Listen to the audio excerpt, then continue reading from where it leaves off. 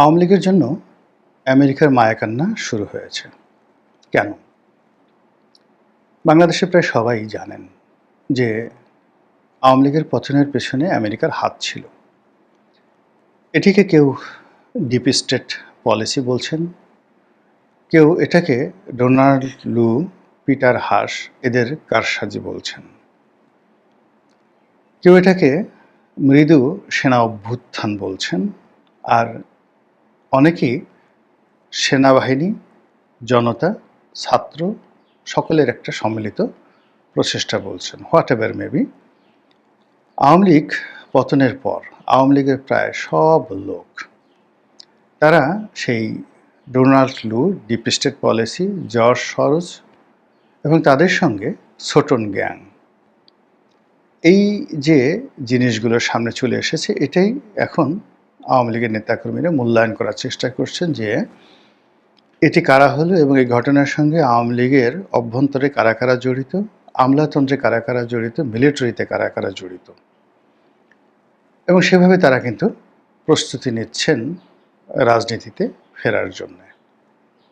ইতিমধ্যে রাজনীতিতে নানা রকম শূন্যতা তৈরি হয়েছে, আর সেই শূন্যতার প্রেক্ষিতে একটা ভালো নির্বাচন, একটি স্ট্যাবল গভর্নমেন্ট এবং আমেরিকা যে স্বার্থগুলো চাচ্ছে সেই স্বার্থগুলো সংরক্ষণ করা একেবারে অসম্ভব হয়ে পড়েছে।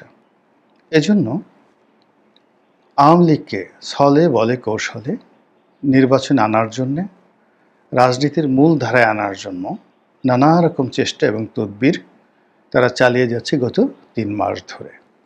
বহু বৈঠক বাংলাদেশে হচ্ছে গোপনে, বহু বৈঠক বিভিন্ন স্পর্শকতার জায়গাতে হচ্ছে, এবং আমরা যে জিনিসগুলো দৃশ্যমান দেখেছি, যেগুলো অস্বাভাবিক, যেমন প্রধান উপদেষ্টা ডক্টর মোহাম্মদ ইউনূসের সঙ্গে প্রধান বিচারপতির সাক্ষাৎ, তারপর সেনাবাহিনী প্রধানের সঙ্গে মির্জা ফখরুলের সাক্ষাৎ, এই জিনিসগুলো অস্বাভাবিক।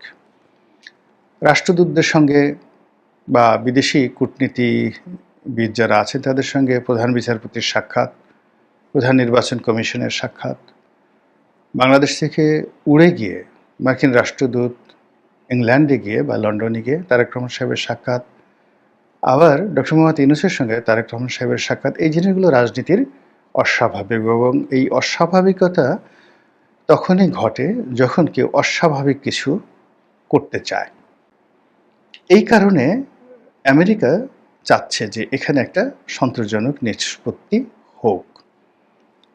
এর কারণ হলো তারা পাকিস্তানে যে ইমরান খানকে হটিয়েছিলেন, একই মডেল বাংলাদেশে করা যাচ্ছে না। এর কারণ হলো ডিপ স্টেট পলিসির ফার্স্ট ফেজে ইমরান খানকে সিলেক্ট করেছিল আমেরিকা, এবং আমেরিকা বাংলাদেশে যেভাবে এই মুহূর্তে জামাতকে আমেরিকা প্রমোট করছে, জামাতকে আমেরিকা প্রমোট করছে, আবার বলছে। এবং দেখুন, অনেক আগে সজীব ওয়াজের জয়, এটা 2000 কত 16-17 সনে হয়তো তিনি বলেছিলেন যে এখন আমেরিকান দূতাবাস হয়ে গেছে জামাতের ঘাঁটি, আমেরিকান দূতাবাস হয়ে গেছে জামাতের ঘাঁটি। অর্থাৎ আমেরিকা প্রয়োজনে যে কোনো প্রতিষ্ঠানের সাথে, যে কোনো লোকের সাথে, সেটা একদিন আগে যাদেরকে জঙ্গি বলেছে, একদিন আগে যাকে ফাঁসি দেওয়া হয়েছে তার স্ত্রী বা তার সন্তানের সঙ্গে তার পরের দিন একই টেবিলে বসে তারা খেতে পারে। ওদের কাছে এটা কোনো বিষয় নয়, যখন যাকে প্রয়োজন। ফলে গত 14 মাসে আমেরিকা সর্বোচ্চ চেষ্টা করেও এই পাকিস্তান মডেলে একটি রাষ্ট্র তৈরি করার জন্য, একটি সরকার গঠন করার জন্য, একটি নির্বাচন অনুষ্ঠানের জন্য প্রাণান্ত চেষ্টা করে এখন বলতে গেলে শূন্যের কোঠায় চলে এসছে। এটা সম্ভব নয়। কোনো অবস্থাতেই তারেক রহমান সাহেবকে দেশে আনা যাচ্ছে না, বিএনপিকে মূল স্রোতে নেওয়া যাচ্ছে না, বিএনপির সঙ্গে জামাতের একত্র করা যাচ্ছে না, জামাতের সঙ্গে হেফাজতের বন্ধুত্ব করা যাচ্ছে না, এনসিপির সঙ্গে জামাতের সম্পর্ক থাকছে না, ইউনূস সাহেবের সঙ্গে উপদেষ্টা থাকছে না। সব মিলিয়ে যারা এটার আয়োজক সবাই হতাশ হয়ে পড়েছেন, এবং সেই কারণে এখন আওয়ামী লীগ যেহেতু ইতিহাসের সবচেয়ে একটা যাকে বলা হয় নাজুক অবস্থায় আছেন আওয়ামী বিরোধীদের দৃষ্টিতে, তারা মনে করছেন যে খুব দ্রুত এদের কয়েকজনের ফাঁসি হয়ে যাবে, এবং যদি আগামী ডিসেম্বরের মধ্যে 2-4 জনের ফাঁসি হয়ে যায় তাহলে আওয়ামী লীগ আরও ভয় পেয়ে যাবে, তাদের যদি অনেক লোকের সাজা হয়ে যায়, তারা নির্বাচন করতে পারবে না।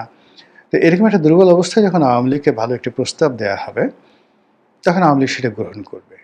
কিন্তু আওয়ামী লীগ তো জানে যে অতীতে আমেরিকান পলিসি এবং ভারতের যে পলিসি, সেই পলিসি অনুযায়ী শেখ হাসিনা কীভাবে বিরোধী দলকে হ্যান্ডেল করেছে, এটা শেখ হাসিনা ভালো করে জানে। যেমন 2018 সালের নির্বাচন, তো 2018 সালের নির্বাচন, 2014 সনের নির্বাচন, এই পুরো নির্বাচন, অর্থাৎ এই নির্বাচনে যেন বিএনপি অংশগ্রহণ না করে 2014 সনে, এটা পশ্চিমাদের একটা মন্ত্রণা ছিল ভারতের প্ররোচনা এবং শেখ হাসিনাকে একটা ওয়াকওভার দেওয়ার জন্য। বিএনপি বুঝতে পারেনি, শেখ হাসিনা জানে আমেরিকা এই কাজগুলো করে। আবার 2018 সনে শেখ হাসিনাকে আইনগতভাবে শক্তিশালী করার জন্য সমস্ত রাজনৈতিক দলকে একত্র করে নির্বাচনে যে আনা হলো, এটার পেছনে আমেরিকার একটা পলিসি ছিল শেখ হাসিনার পক্ষে। সেটা শেখ হাসিনা ভালো করে জানে। আর 2024 সনে কি ঘটেছে সেটাও শেখ হাসিনা ভালো করে জানে।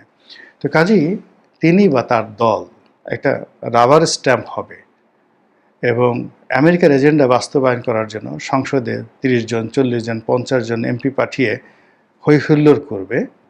আর মামলা মোকদ্দমা একই সঙ্গে চলতে থাকবে, জেল ফাঁস একসঙ্গে চলতে থাকবে, আবার পার্লামেন্টেও একসাথে যাবে। অর্থাৎ 2018 সনের নির্বাচনে যে 6-7 জন এমপি বা 6 জন এমপি সংসদে পাঠিয়ে বিএনপির যে করুণ দশা হয়েছিল, ঠিক আওয়ামী লীগের জন্য ওইরকম একটা করুণ দশা তৈরি করার ক্ষেত্রে আমেরিকা এই মুহূর্তে যে চেষ্টা চালাচ্ছে, এটা আওয়ামী লীগের টপ টুলো সবাই বুঝতে পারছে। ফলে কি হচ্ছে, এই যে সাবের হোসেন চৌধুরীর সঙ্গে পশ্চিমা রাষ্ট্রদূতদের বৈঠক, পেছনে আমেরিকার হাত, বা অনেকে বলার চেষ্টা করছে যে দিল্লিতে অনেক বৈঠক হচ্ছে, দুবাইতে বৈঠক হচ্ছে, ব্যাংককে বৈঠক হচ্ছে, এমনকি আমেরিকাতে সজীব ওয়াজেদ জয়ের সঙ্গে বৈঠক হচ্ছে, কোনো লাভ হচ্ছে না। আওয়ামী লীগ যেটা মনে করছে যে না, তাকে যদি সাস্টেন করতে হয় তাহলে লড়াই করে সংগ্রাম করে সাস্টেন করতে হবে, আর যদি তাদের শেষ হয়ে যেতে হয় তাহলে জুলুম অত্যাচারে তাদেরকে শেষ হয়ে যেতে হবে। মাঝামাঝি কোনো কিছু হলে তাদের এখন যতটুকু আছে এর কিছুই থাকবে না।